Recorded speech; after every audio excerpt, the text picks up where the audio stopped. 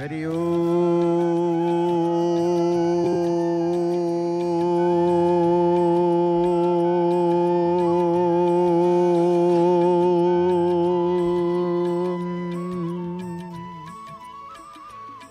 मंगलम भगवान विष्णु मंगलम गरुड़ध्वज मंगलम पुंडरीकाक्ष मंगलम पुरुषोत्तम माधव माधव वाक्यम माधव माधव हरि स्मरन्ति साधव नित्यं सर्वकार्येषु माधवम् शुक्लं वरधर विष्णु शशिवर्णं चतुर्भुजं प्रसन्नं वदनं ध्यायते सर्वविघ्नोपशान्तये श्रुते सकलकल्याणभाजनं यत्र जायते पुरुषं तमजं नित्यं व्रजामि सरलं हरिं सन्ताकारं भुजगशयनं पद्मनाभं सुरेशं विश्वाधारं गगनसदृशं मेघवर्णं शुभांगं लक्ष्मीकान्तं कमलनयनं योगिर्भिर्ध्यानगम्यं वन्दे विष्णुं भवभयहरं सर्वलोकैकनाथं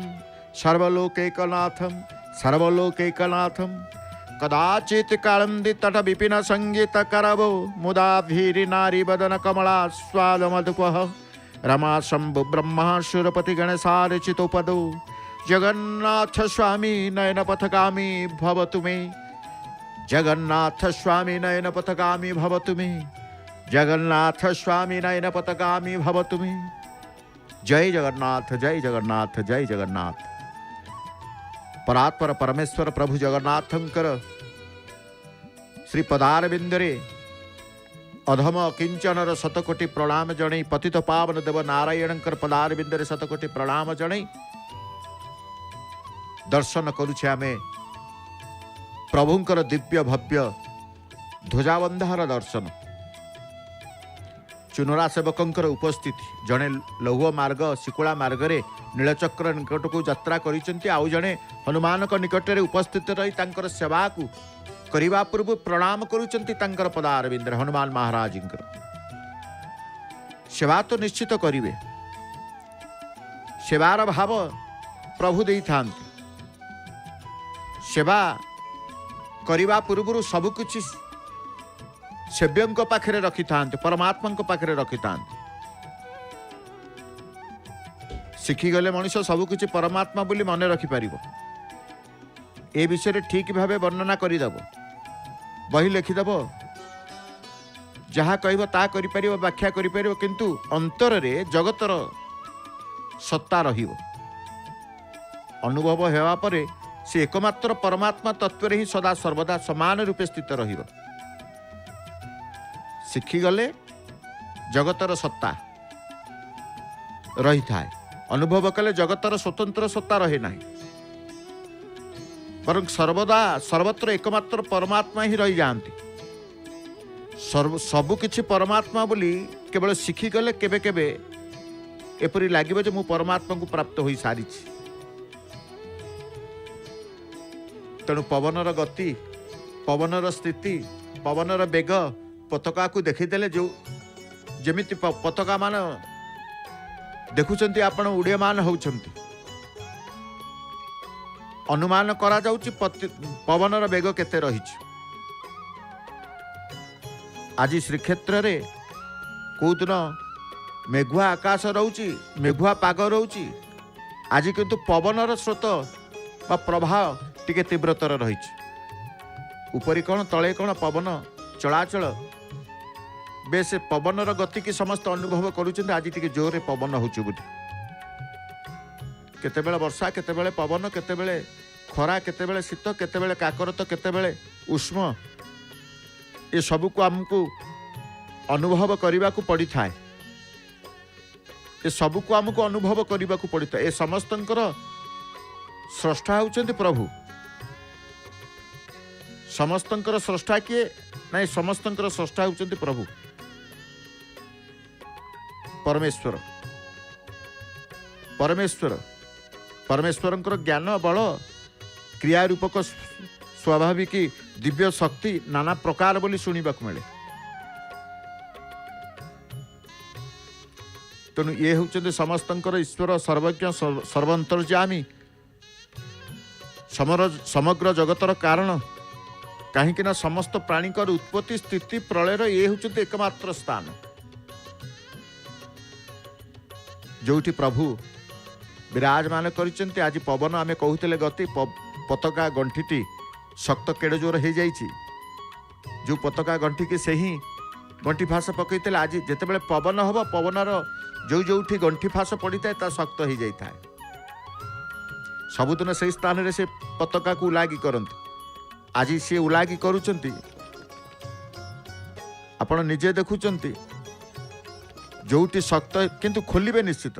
उलागीर सजत्न सहकार जो सेवा टिकी सी करती बास अक्षुण्ण भाव में पताका को उलागी कले, विशेष भाव में ध्यान दियंती पताका न चिरी जाऊ। पताका चिरी गले चुनरा सेवकों मनरे बहुत कष्ट आसी थाए। एपटे देखंतु भक्तंकर भावधारा, भक्तंकर मन भितर प्रभुंकर सत्ता को अनुभव करिबा। अनंत आकाश तले आमे प्रभुंकर नीलचक्र सहित अनंत आकाश तले प्रभुंकर सेवा करिवार संदर्शन मध्य भक्त समूह सिंहद्वार सम्मुखें रही से प्राप्त होउचंती। तेणु ये समस्त सृष्टि भगवान कर परमात्मा ठारू सर्वप्रथमे आकाश तत्व उत्पन्न है। जो आकाश को नील आकाश को आम देखुचे, पिला माने मध्य आकाश को देखी खुशी हुंती, जगन्नाथ पाखक आसिले मध्य आपे आपे खुशी ही जाते। समस्ते जय जयकार जगन्नाथंकर नाम। तेणु आकाशरू जितेबाला प्रथमे आम कहले भगवान परमात्मा ठारू सर्वप्रथमे आकाश तत्व उत्पन्न है।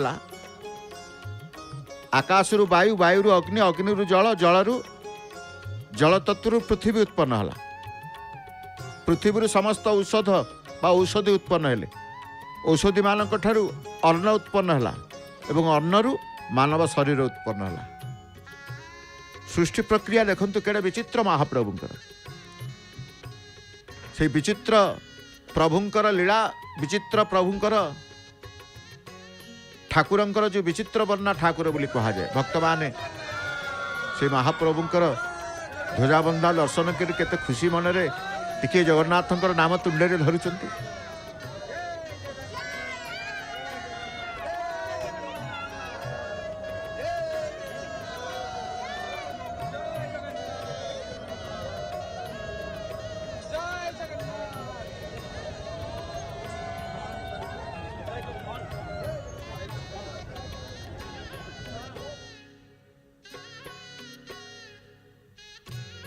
सर्वद्रष्टा सर्वस्रष्टा होउछन्ति प्रभु जगन्नाथ। सृष्टि प्रक्रिया कथा कहले आकाश तत्व ठू आरंभ करी वायु तत्व, वायु तत्व अग्नि तत्व, अग्नि तत्व जल तत्व, जल तत्व पृथ्वी तत्व, पृथ्वी तत्व औषधि तत्व, औषधि तत्व अन्न तत्व, अन्नरू मानव शरीर उत्पन्न, उत्पन्न बा सृष्टिर प्रक्रिया। ये हूँ प्रभुंकर लीला। तेणु से ज्ञान स्वरूप परमात्मा समग्र जगतर रचयिता, समग्र विश्व ब्रह्मांड जगत बोली कहगला। ज्ञान स्वरूप परमात्मा समग्र जगतर रचयिता सी होचंती प्रभु निजे जगन्नाथ। सर्वज्ञ निजे ही निज प्राकट्यर हेतु कालर मध्य महाकाल, समस्त दिव्य गुण संपन्न एवं समस्तंकर ज्ञाता बोली कहा जाए। नीलचक्र को आम पाखरु अति निकटरू नीलचक्र को आपण देखुचंती। केवल नीलचक्रंकर दर्शन, आकाश तत्व एवं प्रभुंकर चक्र तत्व, दुईटी तत्व। सृष्टिर प्रथम तत्व होची उत्पन्न होची आकाश तत्व बोली जतेबेले कहले से नील आकाशर तले नील चक्र दृश्यमान। से चक्र ही प्रभुंकर शक्ति, महाशक्ति, क्रियाशक्ति, जद्वारा महाप्रभु समस्त सचराचर जगत जो कहूचे से सचराचर जगत को से ही चक्र द्वारा तंकर नियंत्रण करिथांत। तेणु सी परमात्मा ज्ञान स्वरूप परमात्मा समग्र जगतर रचयिता, सर्वज्ञ, निजे ही प्राकट्य हेतु कालर मध्य महाकाल, समस्त दिव्य गुण संपन्न, समस्तंकर ज्ञाता। से परमेश्वर ठारू ही प्राण मन अंतकरण इंद्रियगण आकाश वायु तेज जल समस्त प्राणीकर धारण कर्त्री पृथ्वी उत्पन्न हुए। सृष्टि तत्व को जते बेले जीवे पंचमहाभूतर आमे कहूच पंचमहाभूतर ए शरीर पंचमहाभूत से जल अग्नि वायु पृथ्वी सब किछि रही। लालिया पताका पतित पावन पताका केवल प्रभुंकर श्रीमंदिर शीर्ष भाग उड़े अच्छा आ समस्त पताका को उलागी करी सजत्न सहकार चुनरा सेवक तांकर रखिकी तलू को आनिबार व्यवस्था ही करुछन्ति। एवं आजिर पताका भक्त मान प्रदत्त पताका को मध्य सजत्न सहकार नहीं तांकर बांधिबार सेवा मध्य से आरंभ करिवे। तेणु आमे कहले समस्त परमेश्वर ठारू समस्त प्राण मन ये मन जदि प्रभु ठारू ये प्राण हूँ प्रभु ठारू अंतकरण आमर इंद्रियगण कहतु आकाश कहतु वायु कहतु तेज कहतु जल कहतु समस्त प्राणीकर धारण कर्त्री पृथ्वी उत्पन्न हुए। आरंभ कले तांकर आजिर पताका बांधिबार सेवा उलागिर परे परे बांधिबा मुहूर्तक मध्य तांकर सेवा को संपन्न करते। पवन होउची पवन रे मध्य जो स्थान रे ठिया कि से सेवा करूचंती विशेष भाव में ध्यान पताका प्रति रहिबो। पवनर गोटे शक्ति रही थाए समस्त पताका जितेबाला देखुं बंधा चली माला कुर्ती पताका गोटे सामान्य आम गोटे कौन वस्त्र धरी पवन सहित जदि देखा से वस्त्रर शक्ति बढ़ी जाए। तो निश्चित भाव में एप्रति विशेष भाव में ध्यान रही था विशेष भाव में ध्यान रही था। तेणु ध्यान युक्त ही प्रणाम टीए करुचंती क्या नीलचक्र को प्रणाम करी कौन आगे गले कर्णिका उपरक हलदिया रंगर गलारे रखिंट पताका आज कौन प्रभु हलदिया रंगर पतित पावन बाना बंदा हेब कि आपणकर प्रणाम करुचंती प्रभु को कहले प्रभु आमे आसीगलु सेवा करने आपण आज्ञा प्रदान करंतु अनुमति प्रदान करंतु आमे नीलचक्र अक्षय दंडरू से लाली पताका को परिवर्तन करी आपणकर आज्ञा प्रदान करिथिबा पताका को आमे बांधिबु किंतु प्रणाम कले पुणी पुनश्च प्रत्यावर्तन कले जे पर्यंत बंधा न हुए बा बांधि नाहांती पताका आमे कहू से पर्यंत संपन्न होई नहीं। आज भी से घटना समस्ते आपण माने जो माने भी आमे देखुचे परिवर्तन करिवे पतित पावन पताका को एमिति आगुरु बहु बार जानती प्रणाम करती प्रणाम करी पुनश्च प्रत्यावर्तन करती पुणी से गलारे धरिक से आसिले आसवा प्रत्यावर्तन तांकर का सेवा को से आसिले कहीं एपटे पतित पावन पताका लागिर समय निर्धारित प्रभु को पाखे रही केतेबेले पतित पावन बाना परिवर्तन हम से समय प्रभु को हाथ में। तेणु समस्तंकर समय आमे कहूचे सी ही निर्धारित करते तांको समय को सी निर्धारित करिवे आम मानकर समय मध्य सी निर्धारित कर कारण आमे जेते बाड़ी छाटी होचे जेते जा हेले भी समय न हेला आमे कहूचे आम कार्य संपन्न हेब नाही। तेणु से समयटी समस्त निज समय आरंभ करी समस्त प्राणीकर समय को से निर्धारित करिथांती ए स्वतः हे प्रमाणित केते खुशी रे पिला माने जगन्नाथकर नाम को कहउछन।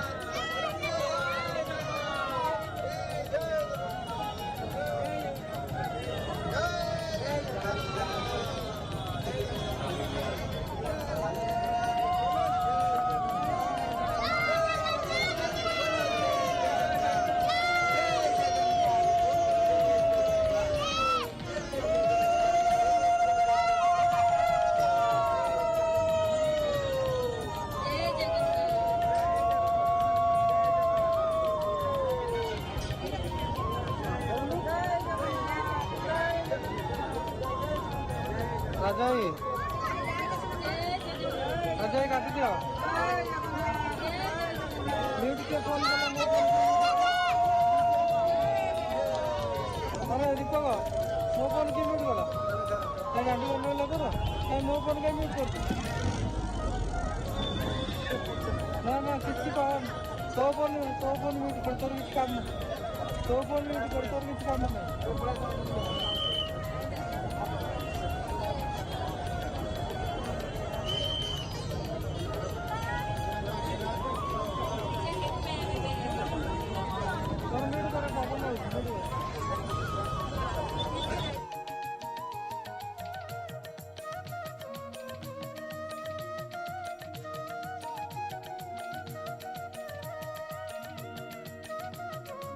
स्थिरतार धीर स्थिरतार सहित कला अतिक्रम करने को जो स्थान सब रही से स्थान ताकू जेते से प्रतिदिन गले भी विशेष ध्यान देकी जाई थांती तेणु प्रभुंकर शरणापन जो कहते संसार कथा सिंहद्वार सम्मुख भक्त को देखीदे समस्ते समस्त गोटे गोटे संसार को नहीं पहुँची जाइंट पताका गंठिला तलू को आसब आज भी मध्य जाई से पताका को सजाड़ी तलू को पठेबार व्यवस्था मध्य से करुअछन्ति आमे मध्य प्रत्येक प्रतिदिन ए दर्शन मध्य प्राप्त होता तेणु आमे कहचे प्रकृति मोर अध्यक्षतार सचराचर जगत को सर्जना करे किए भगवान कहले भगवान निजे माने आमे कहिचे कौन समस्त प्राणी समस्त प्राण समस्त प्राणी को समस्त प्राण को नियंत्रण करते से प्रभु जगन्नाथ आमे माने जो संसार रे रहीचु तार शासक किए आमे कहचे आम संसार रो शासक आम संसार रो स्वामी होउचंती सगुण ईश्वर भगवान से संसार रो मालिक संसार रो स्वामी संसार रो शासक राज्य रे जेपरी राजा मुख्य संसार रे सेपरी सगुण ईश्वर मुख्य जेपरी प्रत्येक समाज रे केही जने शासक थाए सेहीपरि सृष्टिर ये सृष्टि मध्य कई जने शासक निश्चित थे निर्गुण निराकार सृष्टिर शासक हो न पारती कारण निर्गुण निराकार कौन से प्रकार स्फुरण उत्पन्न हुए ना एणु सगुण साकार ईश्वर ही यार शासक हो पारती परमात्मा को समस्तंकर शासक स्वामी बोली कहा जाए परमात्मा किए ना ईश्वर परमेश्वर जे नीलाचल धाम रही समस्त लीला ही करुचंती परम श्रेष्ठ परम पुरुष श्रेष्ठ पुरुष देवतांकर देवता स्रष्टांकर स्रष्टा ये सही परमात्मा स्रष्टांकर स्रष्टा होचंती ये तेणु आमे जेतेबेले प्रभुंकर पाखेरे नित्य ए दर्शनर भाव को जोड़ी दउचे दर्शनर भाव जोड़ा जाए प्रभु सहित धीरे धीरे तांकर दधि नौती पर्यंत पहुंची चुनरा सेवक युव चुनरा सेवक थांती वयोज्येष्ठ चुनरा सेवक थांती कारण सेवा तांकर वंशानुक्रमिक सेवा जे पर्यंत प्रभु सामर्थ्य देइथिबे से पर्यंत से सेवा करिवे जे पर्यंत सामर्थ्य प्रभु देइथिबे बयस सीमा तांकर नाही जे पर्यंत प्रभु प्रभु अनुमति दियंती सेवा करियो प्रभु सेवक कूल जन्म करिसेंती प्रभु सेवा को ग्रहण करिवे सुचारू रूपे सेवा को ग्रहण करिवे प्रभु जो कहा जे संसार कथा कहते संसार माया संसार भितर प्रभु मत ईश्वर मध्य प्रवेश करते आमे कहचे मिछ माया संसार मिछ माया संसार भितर सत्य होचंती से परमात्मा परमेश्वर चुनरा सेवक आलिंगन पूर्वक प्रणाम करुचंती नीलचक्र को प्रत्यय जाती दधि नौती ठिया हे नीलचक्र पाखे पहुँचला प्रथम तांकर क्रिया हूँ प्रणाम समर्पित चक्र स्पर्श आसला माने समर्पित मंदिर स्पर्श आसला माने समर्पित सेवार भावना आसिले ही समर्पित बिना समर्पित बिना समर्पण रे ना भक्त दर्शन पाइबे ना सेवक सेवार भाव पाइबे सबुर मूल जहाँ किछि करिवे समर्पित थिबो जहाँ किछि करिवे श्रद्धायुक्त थिबो नल हब नहीं तेणु आम से प्रकृति सहित जितेबाला कहते प्रकृति समस्तंकर ज्ञानता जार तप ज्ञानमय से परमेश्वर ठारू विराट रूप जगत तथा नाम रूप अन्न उत्पन्न हुए एक कथा हठात देखुं नीलचक्रर चारिपार्श्व चतुर्पार्श्व किभली भाव में दृश्यमान होती पवन सहित आपण कहे मेघ आकाश जमी कलाहांडिया मेघ आकाश वास्तविक से ही दृश्यर पुणी अनंत आकाश बा मेघुआ आकाश बादलर भसा बादल भसा आकाश कह जाए ये मेघुआ आकाश सहित बादल भसा आकाश ठाए ठाए बादल मेघ आकाश रे बुलुचंती केतेबेले बरसिबे बरसिबा पाई से मध्य अपेक्षा करती एपटे भक्त माने प्रणिपात करुचंती महाप्रभु से परमात्मा परमश्रेष्ठ जो परमात्मा सी आमर शासक सी आमर स्वामी सी आमर प्रभु सी आमर सर्वस्व तेणु तांकु प्रणाम करिबा मन भितर तांकर ध्यान करिबा से ज्ञान स्वरूप परमात्मा से जानती समग्र जगतर से रचयिता तेणु आमे कहूचे से सबु किछि जानती जानिबार शक्ति तांक पाखरे अछि तेणु आमे परिष्कार भावे देखुचे प्रभुंकर यही पाप नेत्र ये चर्म नेत्र द्वारा ही आमे देखुचे प्रभुंकर किभली भाव सेवा सेवक तांकर सेवारत रही सेवक तांकर सेवारत रही अंतर भितर प्रभु सबुटी प्रभु मन प्रभु पाखरे रहिबो मन जेतेबेले प्रभु पाखरे रही जाए मनर अवस्था सेतेबेले को सत्ता को अनुभव करे ना आध्यात्मिकता भाव ही ता मन भीतर जागृत होता है तेणु प्रभुंकर विचित्र सृष्टि संसार कथा जितेबाला चिंता करेंगे सृष्टि कथा चिंता करेंगे सृष्टि पूर्व कथा टिके चिंता करंतु सृष्टि पूर्वर मध्य भगवान थिले ना तेणु कहले सृष्टि पूर्वर मध्य मु ही थिली मो व्यतीत आउ किछि नथिला एवं सृष्टि हेबा परे ए जो दृश्य वर्ग देखा जाउची ताहा मध्य मु ही अटे सत असत ओ याठारु परे जहा किछि अछि से सब मध्य मु तथा सृष्टिर शेष रे मध्य मु रहे एवं ए सबुर विनाश होई गला परे जहा बाकी रहे ता मध्य मु ही अटे ये होची भगवानकर लीला समस्त प्राणींकर आदिरे भी मु मध्यरे भी मु एवं अंतरे भी मु ही विद्यमान से कथा जेतेबेले भगवान अर्जुन को कही जेतेबेले हे अर्जुन समग्र सृष्टिर आदिरे भी मु मध्यरे भी मु अंतरे भी मु ही विद्यमान यही रूपे परमात्मा ठारू उत्पन्न सृष्टि को परमात्मा स्वरूप जानी भाई ज्ञान ज्ञान प्राप्ति जो कहते अज्ञान तो दूर हुए ज्ञान प्राप्ति हेले से ज्ञान रे भी सी अच्छा ईश्वर परमात्मा तेणु परमात्मा स्वरूप जानी भाई ज्ञान जेपरी आमे जाऊचे मफसल जीवा गाँ को जीवा गाँ गहली की जीवा हठात आमर चाष जमी उपरे दृष्टि पड़ी थाए धान गछ उपरे दृष्टि पड़ी थाए धान फसल को देखि थाउ केतेबेले आकाश को देखि किछि भाबितौ केतेबेले झरणा नदी की देखि किछि भाबितौ केतेबेले बिलबाड़ी देखि भी किछि मन भितर भावना आस्ताए भावना निश्चित भिन्न भिन्न आसी थाए जेपरि धान फसल को धान रूप में देखिबा ज्ञान और घास रूप में देखिबा अज्ञान सेपरि निजर और संसार पृथक सत्ता देखा जाउतबा पर्यंत अज्ञान रहिछि बोली जानिबा को हबो तेणु विचित्र महाप्रभुंकर धानरू ही धान मिल गहमरू ही गहमरू मिल धानरू धान मिल गहमरू गहम मिल परमात्मा ठारू विभिन्न स्थावर जंगम प्राणी सृष्टि होती किपरि ସମସ୍ତେ ଚିନ୍ତା କରନ୍ତି। ଗୋଟିଏ ମାଟି, ସେଇଥିରେ ପିତା ଗଛ ପିତା ଫଳ ଦେଉଛି, ମିଠା ଗଛ ମିଠା ଫଳ ଦେଉଛି। ପିତା ଗଛ ପାଇଁକି ପିତା ମାଟି ନୁହଁ, କି ମିଠା ଫଳ ପାଇଁକି ମିଠା ମାଟି ନୁହଁ। ମାଟି ଗୋଟିଏ,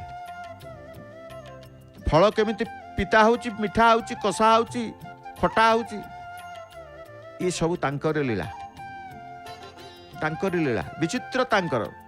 ସେଇଥିପାଇଁ କୁହନ୍ତି ତାଙ୍କ ଲୀଳାକୁ କେହି, ତାଙ୍କ ରହସ୍ୟକୁ କେହି ବୁଝିପାରି ନାହାନ୍ତି।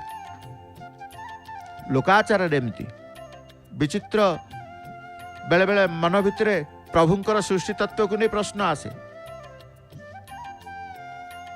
ସ୍ୱାଭାବିକ ଭାବେ ଆସିବା କଥା। ସମସ୍ତେ ବିଚାର କରନ୍ତି ପ୍ରଭୁଙ୍କ ଠାରୁ ବୈଜ୍ଞାନିକ କେହି ନାହାନ୍ତି, ପ୍ରଭୁଙ୍କ ଠାରୁ ବଡ଼ ଡକ୍ଟର କେହି ନାହାନ୍ତି, ପ୍ରଭୁଙ୍କ ଠାରୁ ବଡ଼ ତାନ୍ତ୍ରିକ କେହି ନାହାନ୍ତି, ପ୍ରଭୁଙ୍କ ଠାରୁ ବଡ଼ ପାଣ୍ଡିତ୍ୟ କେହି ନାହାନ୍ତି। ପ୍ରଭୁ ହିଁ ସର୍ବସ୍ୱ। ସେତେବେଳେ ସ୍ୱୀକାର କରିଯାଉ, ପ୍ରକୃତରେ ଯାହା କିଛି ମନରେ ପ୍ରଶ୍ନ ଆସେ, ଆଶ୍ଚର୍ଯ୍ୟଜନିତ ପ୍ରଶ୍ନ ହଉ କିମ୍ବା ପ୍ରଶ୍ନ ହଉ, ସବୁର ଉତ୍ତର ସିଏ ଜାଣିଥିବେ, ଜାଣିଛନ୍ତି, ତେଣୁ ତାଙ୍କ ପାଖରେ ସବୁ ଉତ୍ତର ଅଛି। ସେଇଠି ଆମେ ସ୍ୱୀକାର, ସର୍ବସ୍ୱ ସିଏ, ଈଶ୍ୱର ହିଁ ସର୍ବସ୍ୱ।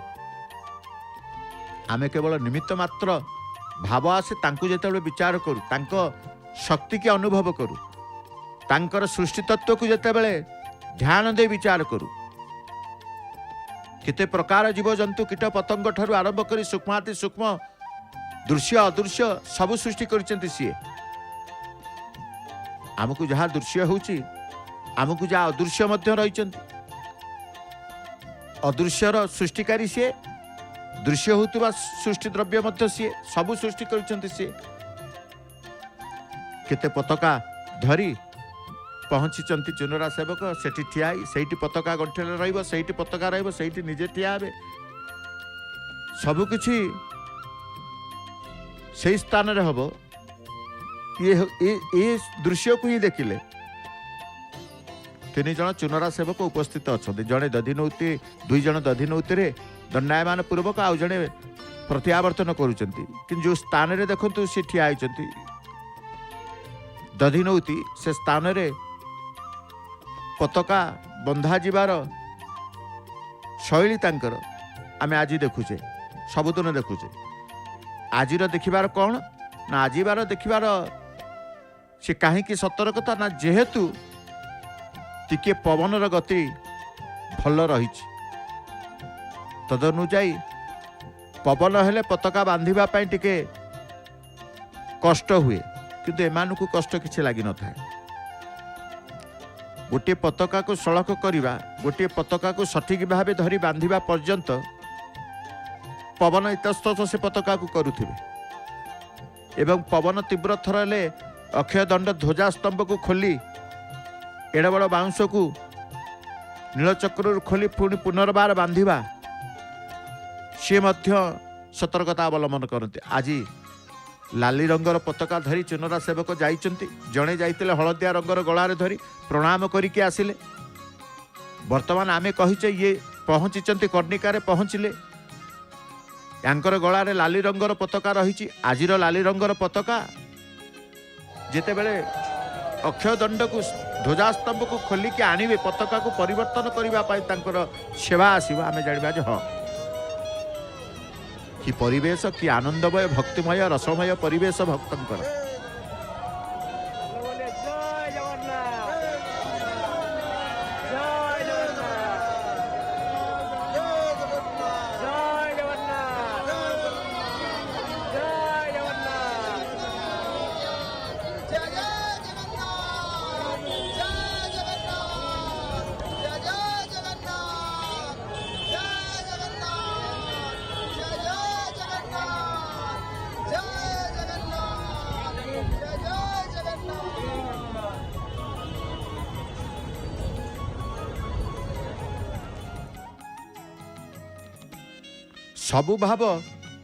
ସବୁ ଭାବ ଭାବଗ୍ରାହୀଙ୍କ ଠାରୁ ଆସେ। ଯେତେ ବି ସାତ୍ୱିକ ଭାବ କୁହନ୍ତୁ, ରାଜସ ଭାବ କୁହନ୍ତୁ, ତାମସ ଭାବ କୁହନ୍ତୁ, ସାତ୍ୱିକ ରାଜସ ତାମସ ଭାବ ରହିଛି, ସେ ସବୁ ମୋ ଠାରୁ ହିଁ ଉତ୍ପନ୍ନ ହୁଅନ୍ତି ବୋଲି ତୁମେ ଜାଣ, ଏକଥା ଭଗବାନ ମଧ୍ୟ କହୁଛନ୍ତି। ପ୍ରାଣୀମାନଙ୍କର ବୁଦ୍ଧି ଜ୍ଞାନ असंभव आदि अनेक प्रकार पृथक पृथक भाव मो ठारू ही उत्पन्न हुए। तेणु मन द्वारा वाणी द्वारा दृष्टि द्वारा इंद्रिय मान द्वारा जहाँ कि शब्द कहतु स्पर्श कहतु रूप कहतु रस कहतु गंध कहतु ग्रहण करा जाउची से सबु मो ही अटे। एक कथा स्पष्ट भाव में भगवान कहते नाई आज लाली रंगर पताका परिवर्तन आमे जो लाली रंगर पताका नहीं कि जाइते चुनरा सेवक आमे भाविले प्रणाम करके आसबे ना प्रणाम नहीं प्रणाम करने सहित अनुमति नहीं प्रभुंकर सेवा ध्वजास्तंभरू लाली रंगर पताका को काढ़ी पुनश्च लाली रंगर पताका ही से तांकर बांधिबारे निमग्न रही। दुई हाथ सेवारे रही मन तांकर सेवारे रही भावना तांकर सेवारे रही एपटे भक्त मानकर सर्वस्व ही जाइछन्ति प्रभु सारा शरीर सारा मन को समर्पी दौरान भगवान के निकट।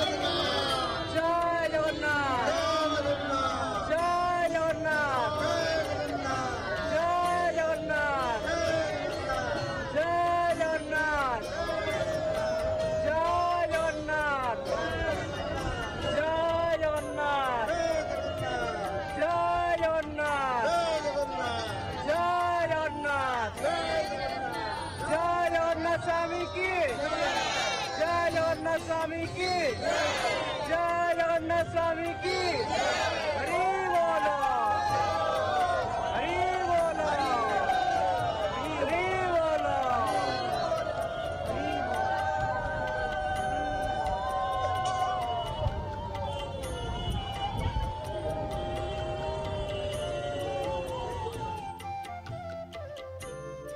लाली रंगर पताका पतित पावन पताका संपूर्ण भावे ध्वजाबंधार सेवा जिते बड़े अंतिम पर्यायर पहुँची गले जिते बड़े अक्षय दंड ध्वजास्तंभ पताका उड़ी थाए फर फर ही से दृश्य को आम देखुचे। ए सेवा को दर्शन करने आपण मैंने अपेक्षा करते जिते सेवा अंतिम पर्यायर पहुँचला आपण भाविले जहा आज सेवा को दर्शन करने ये प्रभुंकर कृपा आम पाखे रही एमती प्रभु आम प्रति आपणकर से दया भाव कृपा भाव रखि थांतु ए जीव थिला पर्यंत आपणकर सेवा को दर्शन करिथाउ आपणकर मंदिर को दर्शन करिथाउ आपण पतित पावन बाना को आपणकर दर्शन करिथाउ। प्रार्थना करती मने मने आपण प्रार्थना करूचंती भगवान को ईश्वर को परमात्मा को जणाउचंती से अनंत आकाश को चाहि। एबे आसंतु ध्वजाबंधा परे परे आमे कहिछे आपण मानक पई जय जगन्नाथ टीवी सीधा प्रसारण कार्यक्रम रे ध्वजाबंधा परे परे परमशास्त्र भागवत श्रवण करिवार सौभाग्य मध्य महाप्रभु प्रदान करिथांती। आज दशम स्कंद एकादश अध्याय श्रवण करिवा। ए एकादश अध्याय रे आपण माने जानिबे कुबेर पुत्रंक प्रति नारदंक अभिशाप एवं जामला अर्जुन मोक्ष। आनंद मनरे परखित पचारिले मुनिवर कुबेर पुत्र की दोष करथिले जे गोपपुर रे जामला अर्जुन वृक्ष होइकी श्रीकृष्ण को सानिध्य अपेक्षा थिले।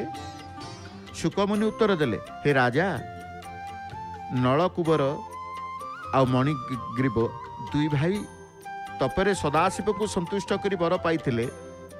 सतेक यक्ष अप्सरीक सह नाना रंगरे लिप्त हेबा पाइकी कन्या मानक सह दुई भाई पहुँचिले गंगा नदी तीर रे। बारुणी मद्यपान करी हतज्ञान हेले। ग्रीष्म समय डेई पड़िले गंगा जल को। कन्या माने मध्य वृक्षमूले वस्त्र पालटी पशिगले गंगा जल रे। हास परिहास आउ केली रे बीती जाउतला समय। एई समय रे देवर्षि नारद वीणावादन करी सेई बाटरे जाउथिले बद्रिका आश्रम को। कन्या माने नारद को देखी जलक्रीड़ा छाड़ी वृक्ष आड़ुहाल रे लुचिले। कन्या मान को न देखी दुई भाई उलग्न ही उठी आसिले ऊपर को। नारद एसबू देखी दुखित हेले एवं भाविले कुबेर पुत्रदेय मद्यपान करी बुद्धिभ्रंश होइछन्ति। गर्व आउ अहंकार वशत एमाने सदाशिव को मागिछन्ति शतकन्या रमण। कुपित हेले नारद अभिशाप दे कहिले तुमे तुहे मर्त्य अर्जुन वृक्ष हुआ। कन्या मानक ठारू ए संपर्क रे जानी दुई भाई नारद पाद तले पड़ी मुक्ति पाई प्रार्थना कले। नारद तुष्ट ही कहले ए कुबेर पुत्र मो कथा अन्यथा हेब नहीं। द्वापर जुगरे कृष्ण को दर्शन करी तुम्हें दुई भाई मुख्य होई स्वर्गगति लाभ हो। से दिन ठारू दुई भाई जामला अर्जुन वृक्ष होई गोपपुर रहिले। भगवान श्रीकृष्ण से वृक्ष को रोले टाणीबा लगिले। उपड़ी गला दुई वृक्ष। भगवान कृष्ण को देह लगी दुई भाई मुक्त ही प्रार्थना कले, हे आदिमूल नारदों पाई आमे नुहे तुम्भको चर्मडोल देखिबार सुजोग पाइलु।